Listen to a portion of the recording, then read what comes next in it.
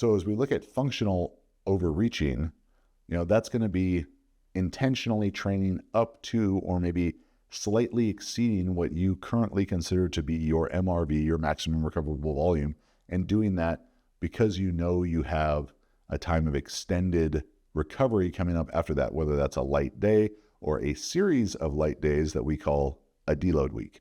So the deloads, planned light days or deload weeks are going to be important, some of your most important recovery tools and fatigue management tools.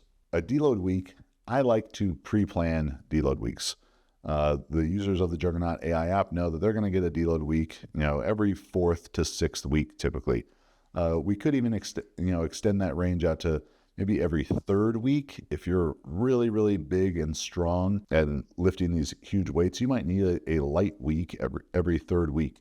You could potentially structure something like that in with the way that we use undulating periodization in the Juggernaut AI app and stretch that out a little bit and not have a true deload until like the 4th or 5th week.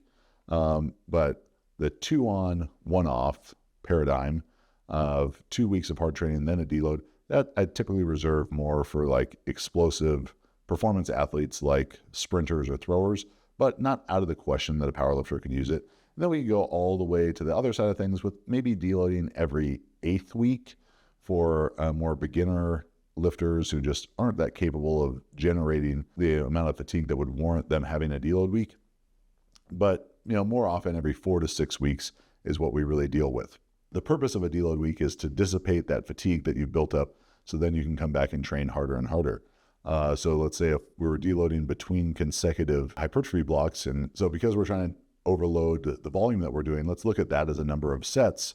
So if you went 2 consecutive hypertrophy blocks divided by a deload week, you might train the squat, let's say for 10 work sets, then 12 work sets, then 14 work sets, and then in a deload week drop back down to like 7 or 8 work sets, and then start a little bit higher than you were before, go 11, 13, 15. So we're 10, 12, 14, 7 or 8, 11, 13, 15, and we're pushing our capacity as we go and building up.